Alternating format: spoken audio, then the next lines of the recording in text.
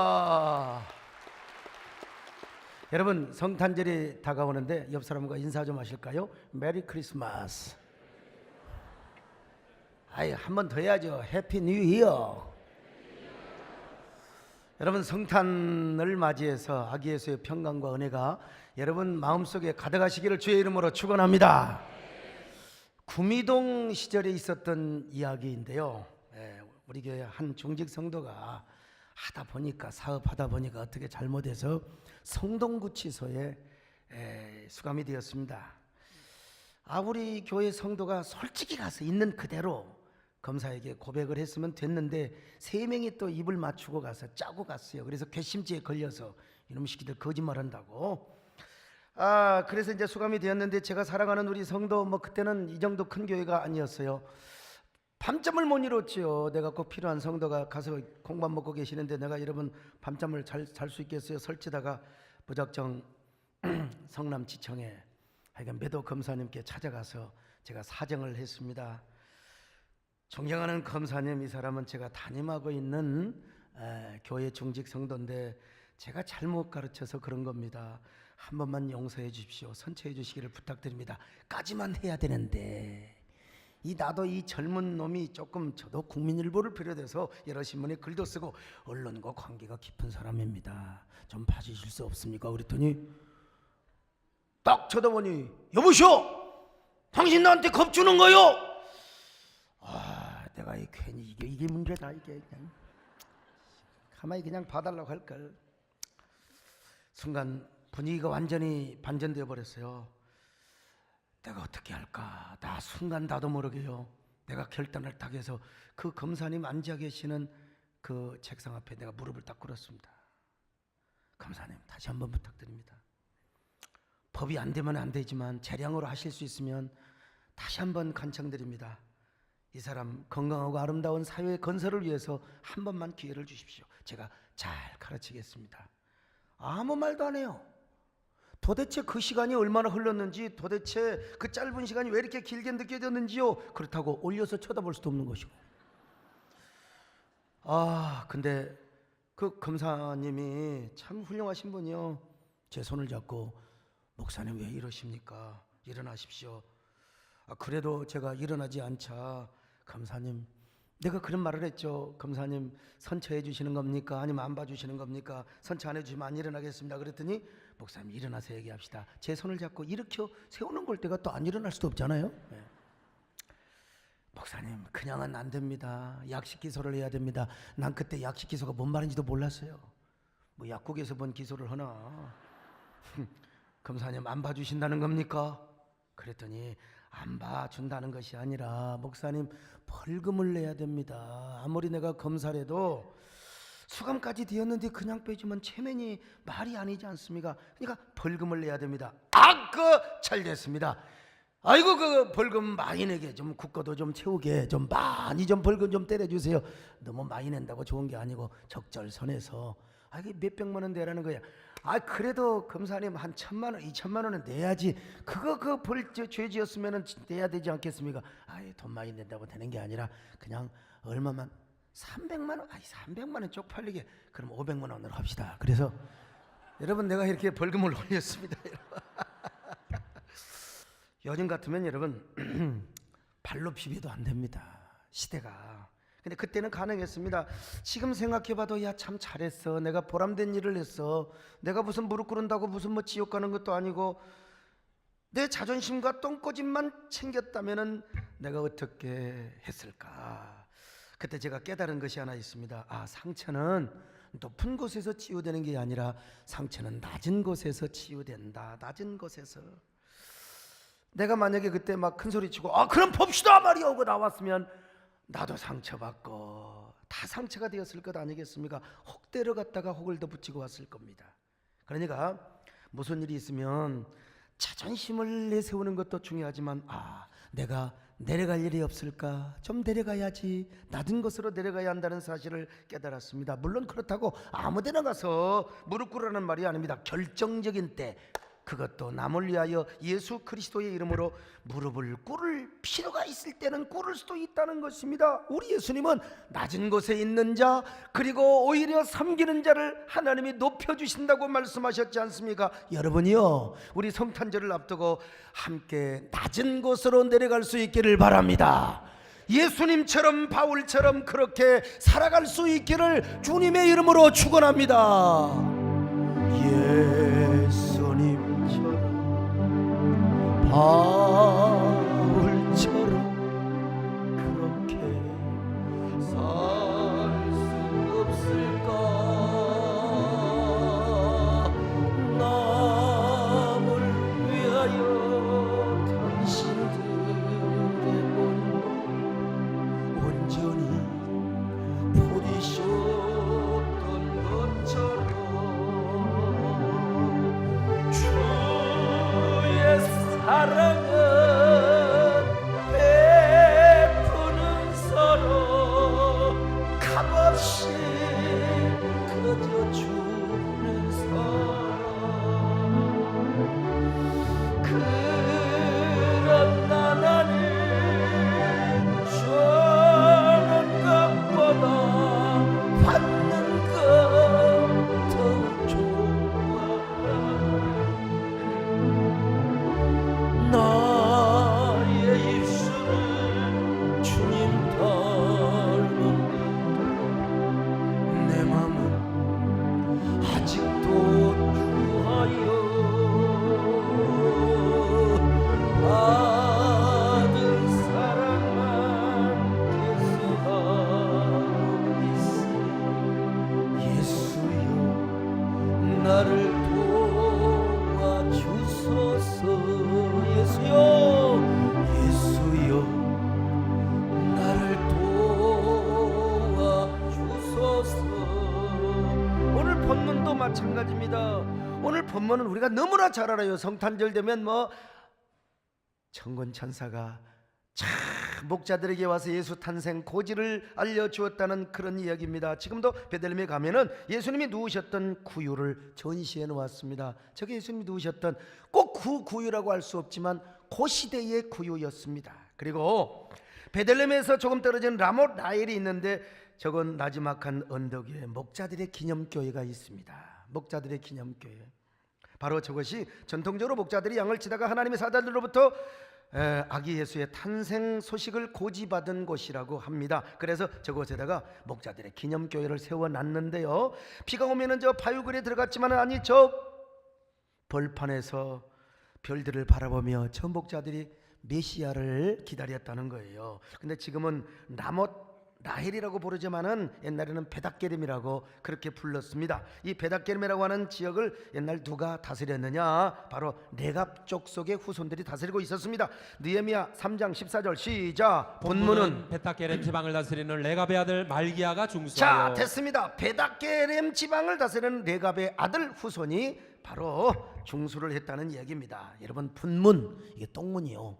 아무리 성전이라도 제사장들이 여러분 오줌을 싸고 똥을 쌀 거 아닙니까? 그런 그 오물 쓰레기를 치우고 그 쓰레기를 가져다가 버리는 것이 분문인데, 이걸 누가? 레갑 족속의 후손들이 중수를 하였다는 것입니다. 그런데 레갑 자손이 어디에 살았느냐? 베닷게렘에 살았다는 거예요. 베닷게렘이요. 도대체 레갑 자손들은 어떤 사람이길래 이렇게 레갑 자손들을 중요하게 생각하느냐? 아브라함의 후손이 아닙니다. 정통 이스라엘 백성들이 아니여 이방인이었습니다. 모세의 장인 이드로처럼 겐족속의 후손이었습니다. 자, 역대상 2장 55절 같이 봅니다. 시작. 야베스에 살던 서기관 종족 곧 디랏 종족과 시므앗 종족과 수가 종족이니 이는 다 레갑 가문의 조상 한마덱에서 나온 겐 족족이더라. 그렇죠.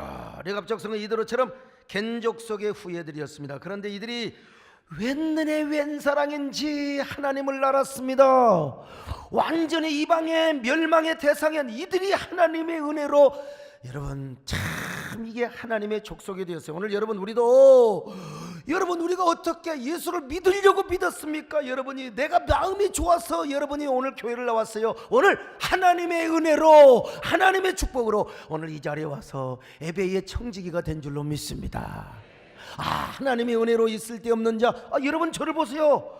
내가 언제 목회자 되려고 내가 생각했느냐 이 말이요. 하나님의 은혜로 지금도 어떤 친구들이 아이 저 새끼 말이 옛날 학창 시절이 그랬는데 에이 가서 세대den교회 가서 외버리라 웰컴 투 아워 처치 와서 얼마든지 해라. 여러분이 저의 삶을 저의 과거를 다 알고 있기 때문이죠. 참 은혜입니다. 그런데요 이런 레갑의 아들인 여호나답이라고 하는 사람이 있었는데 훗날 이 사람이 누구를 만나느냐? 이스라엘의 왕 에후를 만납니다. 에후는 아주 특별한 왕이었어요. 이세벨을 죽이고 아비아들을 죽이고 바알의 모든 종들, 아세라의 모든 선지자들 다 죽여버렸던 하나님이 특별히 세운 에후였어요. 자, 이 에후는 이스라엘의 거룩한 종교 개혁을 일으켰는데 그 종교 개혁을 일으킴으로써 뭐요? 다 이 바알 종교를 무너뜨리고 아세라 종교를 다 무너뜨렸던 이런 하나님이 기뻐하시는 왕이었습니다. 그런데 레갑의 아들 여호나답이 예후를 만납니다. 예후를 만나가지고 여호나답은 요즘으로 말하면 굉장히 하나님을 향한 의협심이 굉장히 많은 사람입니다. 반기독교적인 정서, 목회 생태를 깨뜨리는 이런 것들을 막 생각하면서 막 의협심을 가지고 막 그냥 하나님을 위해 일하는 사람. 그런데 여호와 하나님의 영광과 명예를 위해 살고 있었던 이 여호나답이 에후를 만났어요.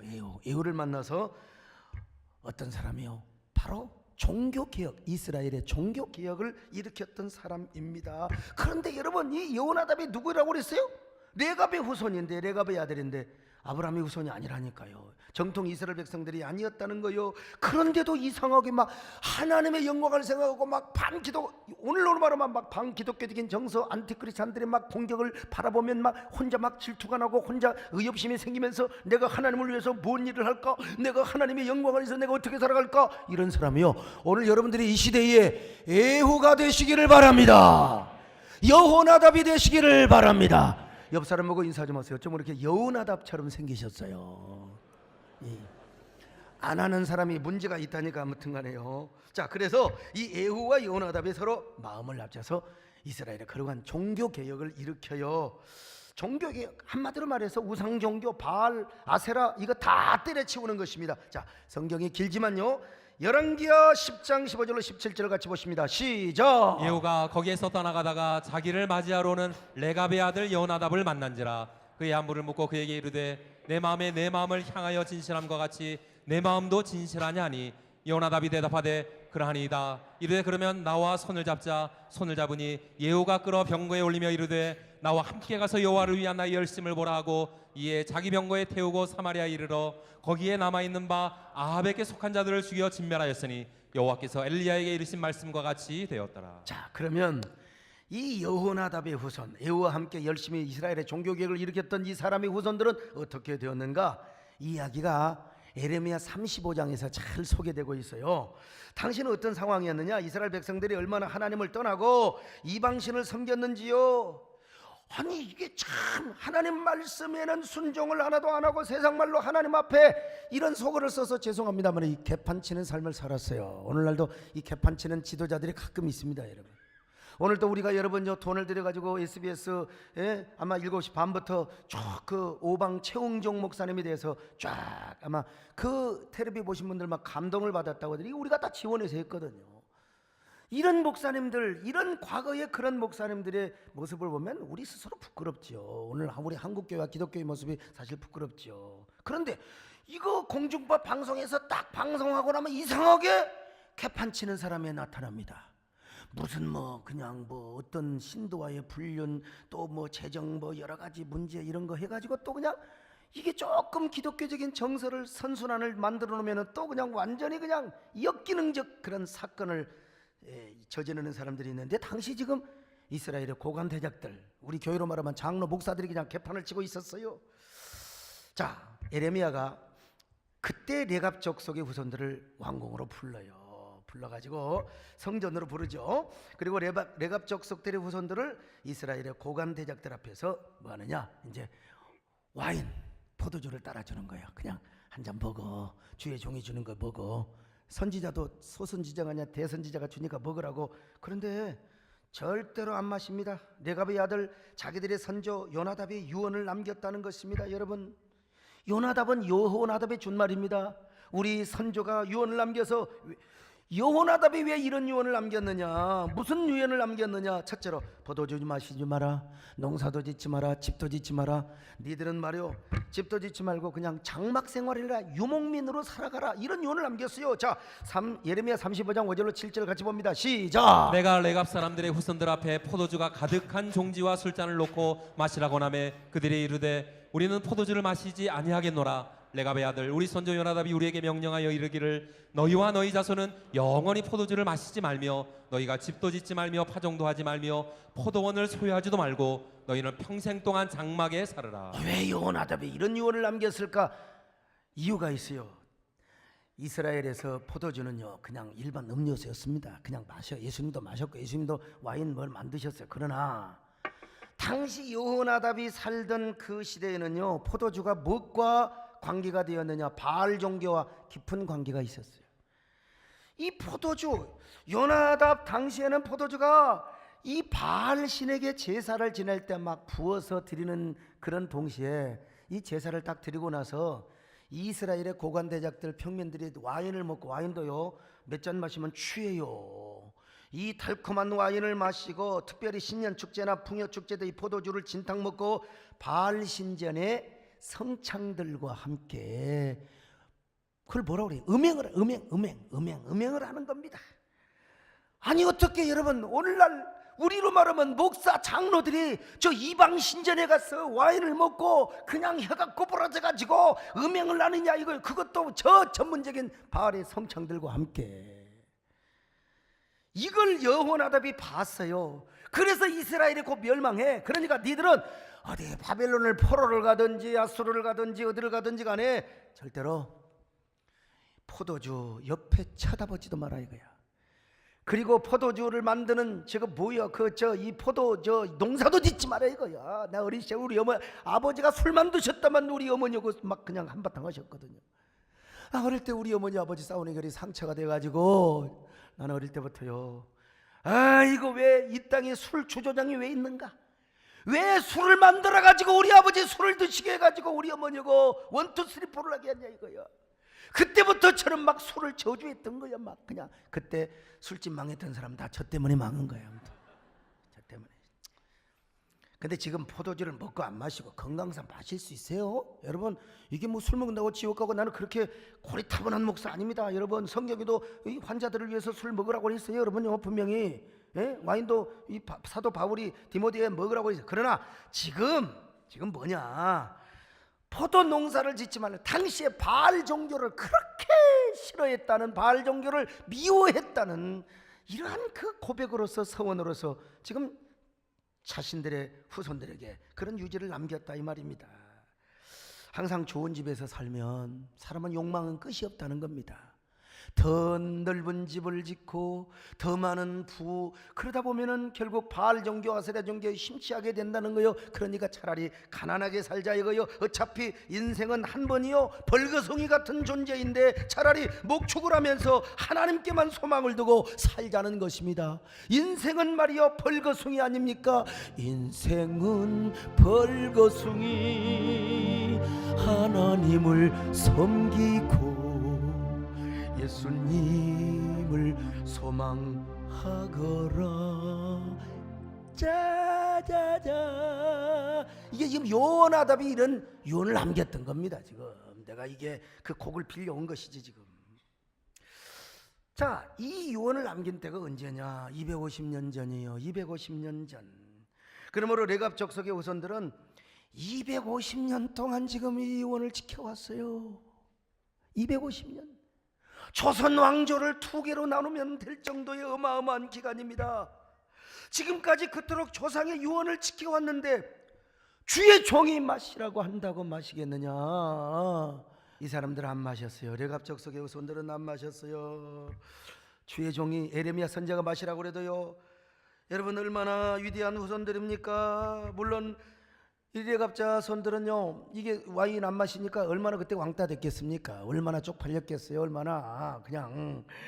그들은 그래도 와인을 안 마셨습니다. 심지어는 에레미야가 마시라고 해도 안 마셨다 이 말이요. 그러면 에레미야가 아니 왜 안 마실 걸 왜 자꾸 주의 종이 시험 들게 하느냐? 여러분, 에레미야가 시험 주려고 하는 게 아니라 에레미야는 이미 알고 있어요. 지금 고관 대작들 앞에 아무리 비싼 와인을 줘도 레갑 족속의 후손들은 안 마실 것을 이미 알고 있는 거요. 그래서 지금 저 안 마시는 그 모습을 통해서 저 이스라엘의 고관 대작 우리 로마 목사 장로들한테 말이죠, 기독교 지도자들한테 지금 뭔 얘기를 하려고 한 줄 아세요? 여보쇼, 양반들아, 레갑 자손의 저 모습을, 저 순결, 저 지조, 저 그 백절불굴의 용기, 이거 당신들은 안 보여? 당신들은 말이야 하나님을 섬긴 다음에서도 말이야 이리 갈까 저리 갈까 차라리 돌아갈까 말이죠. 개판치며 신앙생활하는 사람들, 하나님을 기쁘게 하지 않는 사람들이요. 에이, 그러니 레갑 자손의 뒤나 빨아먹으라. 에레미야가 지금 그런 얘기하고 있는 겁니다. 에레미야가 저 레갑 자손들처럼 그렇게 신앙의 순결성 그리고 순결성을 지켜라 이거요. 그런 메시지를 주기 위해서 지금 에레미야가 술 마시라고 권해, 이런 반어적 행동입니다. 반어적 행동. 그래서 이스라엘 전승에 가면은 하나님의 레갑 족속의 후예들을 너무나 기쁘게 여기셔서요, 이방인이었지만 성전 봉사의 특권을 허락해 주셨다는 것입니다. 특별히 미시나에 의하면 레갑 족속의 후예들의 유목민으로 살아가면서 그들이 양쳤던 양을 성전에 납품을 한 거예요. 제물로 납품하게 하는 거예요. 뿐만 아니라 세상에 그 옛날에 그 성전에서는 벌레 먹은 나무 있잖아요. 이거 하면 부정해. 하나님이 제사를 안 받아. 깨끗한 나무, 벌레 안 먹는 나무, 뱀이 앉아있는 나무도 안 됩니다. 그 다 비가 와서 바람 불고 다 정결한 깨끗한 나무를 하나님이 필요하는데, 이게 레갑 족속의 후손들이 이 나무를 성전에 공급했다는 것입니다. 그리고 요나답의 후손의 일부가 성전에 물을 떠다가 봉사하는 일을 했다는 것입니다. 뿐만 아니라 느헤미야 때에 와서는 예루살렘 성전의 분문을 중수하고 책임지는 사명을 감당했다는 거 아니겠어요, 여러분?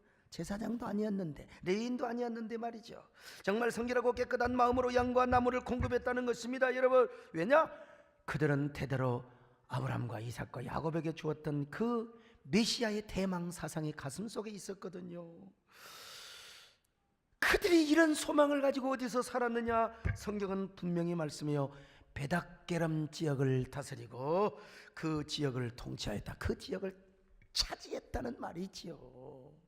자, 느헤미야 3장 14절 다시 보실까요? 시작. 문은 베탁게렘 지방을 다스리는 레갑의 아들 말기야가 중수하여 문을 세우며 문짝을 달고 자물쇠와 빗장을 갖추었고. 여러분, 그들이 살고 목축을 하고 그 땅을 다스렸던 곳이 어디냐?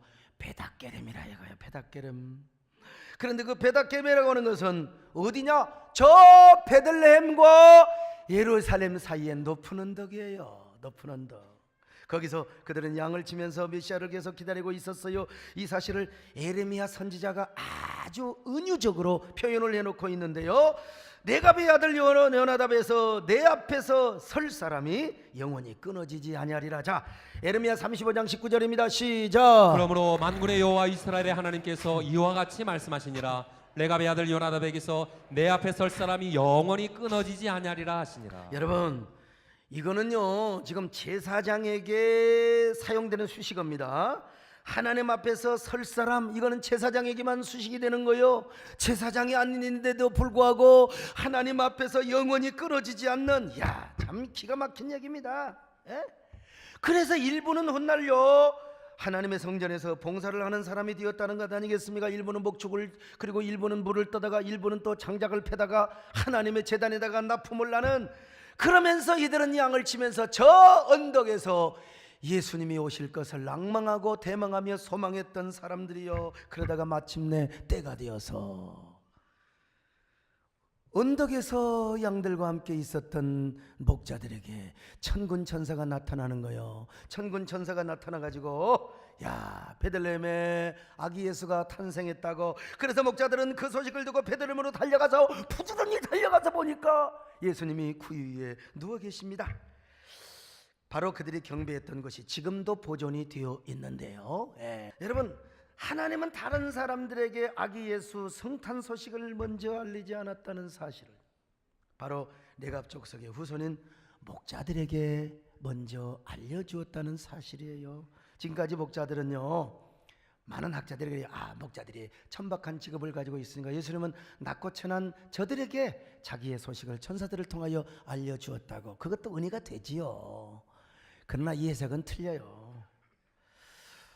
오로지 신앙의 지조와 순결성을 지키며 메시아를 대망하며 살아왔던 베데크렘의 목자들, 신앙의 순혈성, 순백성을 지키며 250년 동안을 대대로 지켜왔던 저들에게, 메시아를 사모하며 앙망하는 자들에게 천군 천사가 와서 이 소식을 가르쳐 주었다는 사실이에요.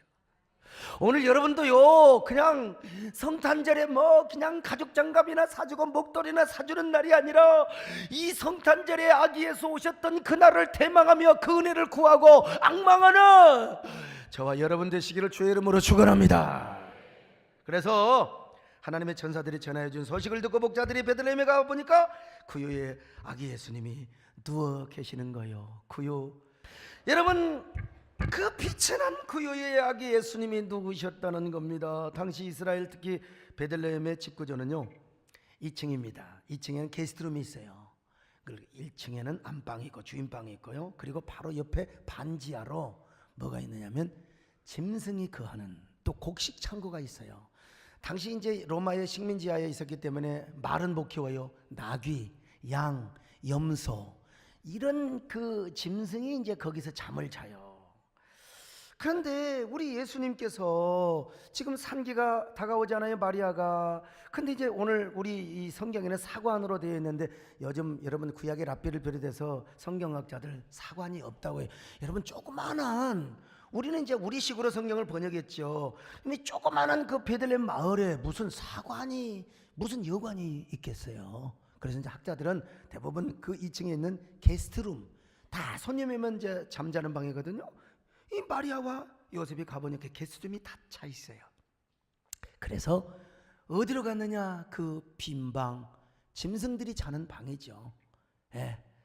우리 성지순례 다녀오신 분들 함께 우리 갔는데, 그때 우리 신성욱 교수님도 가시고요, 나사렛 빌리지에 가서 다 그때 그랬어요, 집 구조가. 그래서 여관이 아니라 바로 그 짐승들이 거하는 그곳에 뭐가 있느냐? 구유가 있어요. 구유. 예수님이 눌 자리가 없어서 그곳에 누이셨다는 것 아니겠습니까? 참 얼마나 여러분 환장을 노르십니까? 높고 높은 보좌 위에 앉으셔서 모든 우주를 통치해야 할 우리 하나님께서 아기로 오셔서 어떻게 저 구유, 이거야말로 여러분 영원한 아이러니요 영원한 수수께끼 같은 신비가 아닐 수가 없습니다. 여러분, 이런 신비는 그만두고라도 아이를 낳은 요셉과 마리아가 얼마나 비통해야 했어요. 눌 자리가 없어서 내 아이를 구유에 두인구나. 그런데 얼마나 요셉과 마리아가 얼굴이 평온한지 몰라. 그리고 우리 예수님도 얼마나 고요하고 평안한지, 그야말로 홀리나잇, 아주 고요한 밤, 거룩한 밤이었습니다. 그래서 목자들이 베들레헴에 가서 구유에 누이신 아기 예수를 보면서 아마 이런 노래를 부르며 경배를 했을 것입니다. 그 어리신 예수 놀 자리 없어, 그 귀하신 몸이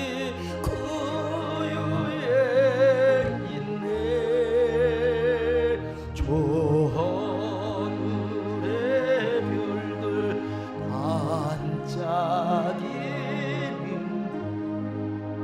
그 어린 주 예수 꼴 위에 전에 저 육축 소리에 아기 잠깨라, 신 예수 오시지 않네. 귀하신 예수를 나 사랑하니 발하니 받도록 함께 하소. 예수님이 구유에 누이셨다. 이미 상처 입은 치유자예요. 헬리나에는 그의 저서 상처 입은 치유자를 통해서 예수님이 상처 입으셨다. 그러나 치유자다. 십자가에 죽으셨기 때문에. 그러나 여러분, 헬리나우엔이 보지 못한 게 있어요. 제가 봤어요. 그것은 예수님이 십자가에 달리셔서만 상처 입은 치유자가 아니라 이미 구유에 오시는 그 순간 상처 입은 탄생자야. 상처 입은 치유자이기도 하시고, 상처 입은 탄생자를 넘어서 그분이 이 땅에 오시는 것 자체가 여러분 자기 비하예요. 자기 상처라는 것입니다. 그래서 오늘 본문에서도 지극히 높은 곳에는 하나님께 영광이요 땅에서는 하나님의 기뻐하심을 입은 사람들 중에 평화로다. 자, 누가복음 2장 14절 같이 봅니다. 시작. 지극히 높은 곳에서는 하나님께 영광이요 땅에서는 하나님이 기뻐하신 사람들 중에 평화로다. 그러니까 여러분, 목자들이 이미 구유에 누이신 하나님을 바라보며 그 예수님을 바라보며 이렇게 깨달았겠지요. 아, 예수님이 이렇게 낮은 곳에 오셨구나.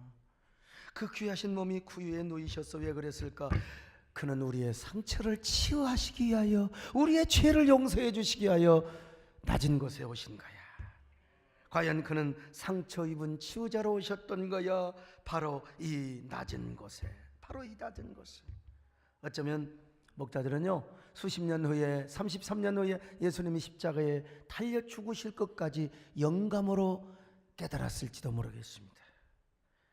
여러분, 그렇습니다. 아기 예수님은 이 땅에 상처 입은 탄생자요 치유자로 오셨습니다.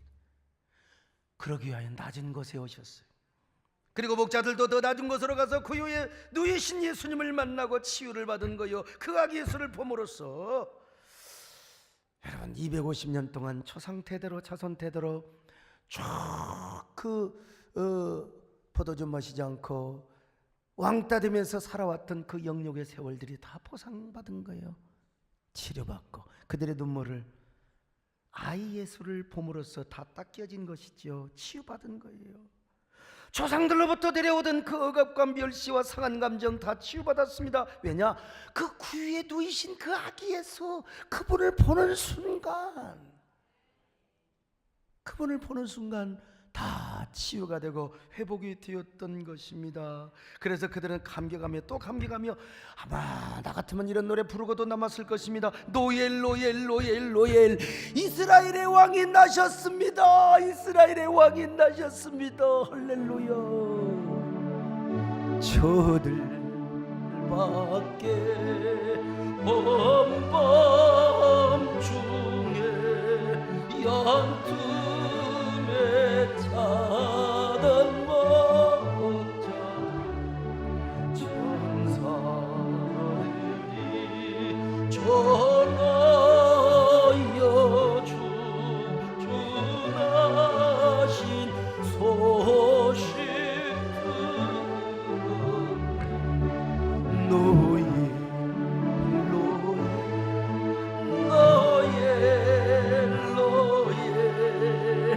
이스라엘 왕이 나셔. 아마 그들은요 베닷게림으로 라모렐로 돌아오는 순간 새삼스럽게 또 깨닫고 자기들도 이렇게 중얼거렸을 겁니다. 세상에 우리 조상 대대로 메시아를 대망했는데 하나님께서 이 아기 예수님을 우리를 통하여 보게 하셨어. 과연 그분은 상처 입은 탄생자요 치유자요. 그런데 그러기 위해서 낮은 것으로 오셨던 거야. 그래서 먼저 우리를 치유하셨고 오고 오는 세대에 예수 그리스도를 알고 소망하는 모든 자들에게 그분은 상처 입은 치유자가 되실 거야. 오늘 여러분에게 어떤 상처가 있어요? 아픔이 있습니까? 너무 평안해가지고 눈을 지그시 감고 졸리는 사람이, 목사님 다 좋은 소리 하세요. 나는 상처가 없습니다. 거짓말이야. 그들은 낮은 곳에 가서 아기 예수를 만나 이런 치유와 감격과 회복의 은총을 입었습니다. 오늘도 마찬가지죠. 우리가 높은 곳에서는 아기 예수 못 만납니다. 높은 곳에서는요.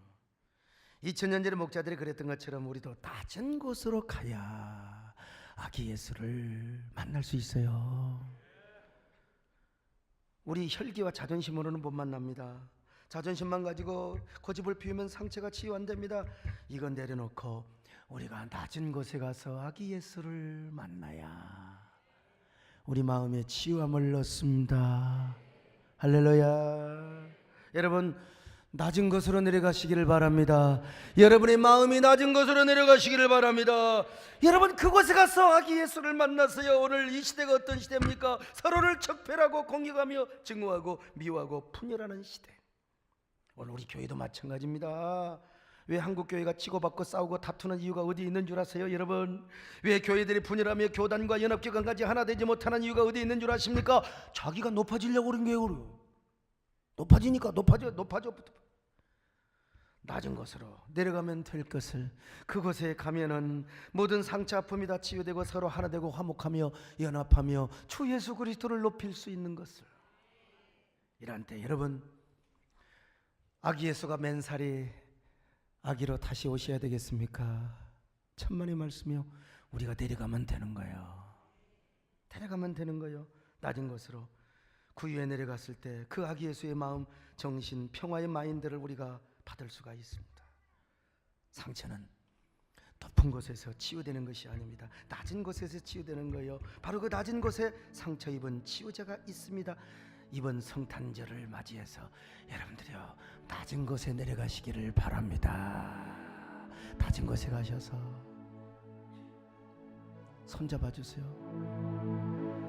내가 먼저 손 내밀지 못하고 내가 먼저 용서하지 못하고 내가 먼저 웃음 주지 못하고 이렇게 머뭇거리고 있네. 바로 올라갑니다.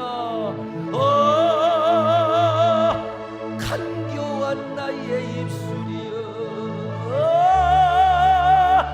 교만한 나의 마음이여, 왜 나의 입은 사랑을 말하면서 왜 나의 마음은 화해를 말하면서 왜 내가 먼저 쳐줄 수 없을까? 왜 내가 먼저 손해볼 수 없을까? 오늘 나는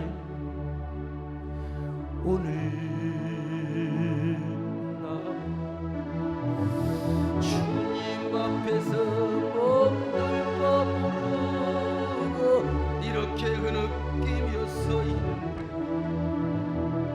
어찌할 수 없느니 주님께 맡긴 채로. 여러분, 성탄절날 놀러 가는 날이 아닙니다. 스키 타러 가는 게 아니고 스키 타는 성탄절날은 아마 따뜻하게 얼음이 안 올 겁니다. 여러분, 낮은 것으로 와서 아기 예수를 만나는 날입니다. 그분을 경배하는 날이에요. 성탄절에 교회에 오셔서 예배 드리는 것 자체가 낮은 것으로 오는 것입니다. 그럴 때 여러분의 마음의 상처부터 치유되고요. 그리고 그 예수님의 예수님도 아기 예수인데 어릴 때 왜 안 올랐겠습니까? 당연히 우리와 똑같은 인간으로 오셨기 때문에 그 눈물로 닦는단 말이 있잖아요. 그 아기 예수님의 눈물이 여러분의 눈물을 닦아주고 여러분의 눈물은 다른 사람들의 눈물을 닦아주며 그런 위대한 성탄절, 우리 다 이런 상처 입은 아름다운 치유자가 되시기를 주의 이름으로 축원합니다. 기도하십니다. 여러분 가슴에 손을 얹고요. 여러분은 맨살이 아기 예수로 오셔서 구에 누이신 주님을 과연 만나본 적이 있습니까? 그 예수님을 만나기 위해서 우리가 낮은 곳으로 가야 됩니다. 낮은 곳으로 가야 상처 입은 탄생자 예수님을 만날 수 있고 치유자 그분의 능력으로 우리 마음부터 깨끗하고 순혈적 신앙을 갖게 되는 것입니다.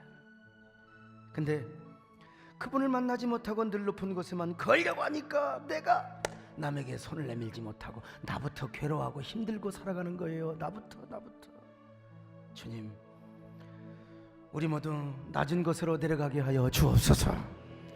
마음속 낮은 곳으로 내려가서 2000년 전 맨살 이야기에서 그분의 모습을 우리 마음속으로 안아보게 하옵소서. 그분의 나지막한 울음소리, 나의 가슴을 메아리치게 하시고 그 예수님의 눈물을 우리가 2000년 전으로 돌아가서 닦는 상상을 한번 해보세요. 그 눈물로 우리의 눈물을 닦읍시다. 그래야 우리도 남의 눈물을 닦을 수 있습니다. 오늘 이 시간 낮은 곳에 오신 주님을 2000년 전의 아기 예수를 생각하면서, 그리고 이미 우리 안에 성령으로 오신 그 예수님, 그분 앞에 1분 동안 묵상하며 기도하시겠습니다.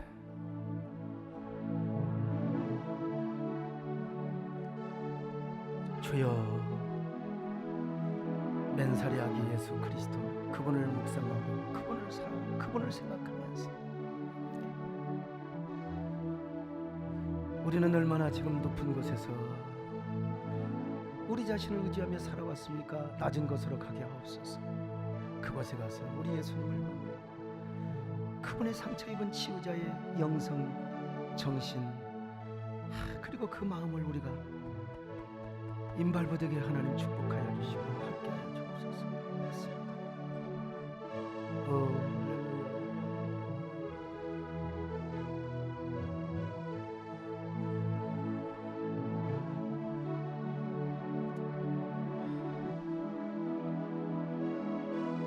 함께 찬양합니다.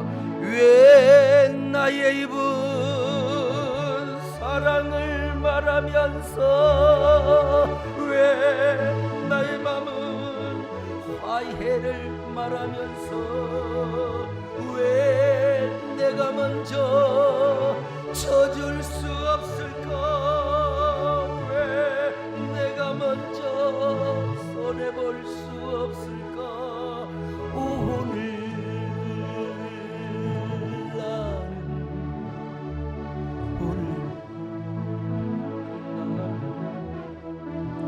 주님 앞에서 몸들 뻐르고 이렇게 흐느끼며 서 있는 어찌할 수 없는 주님께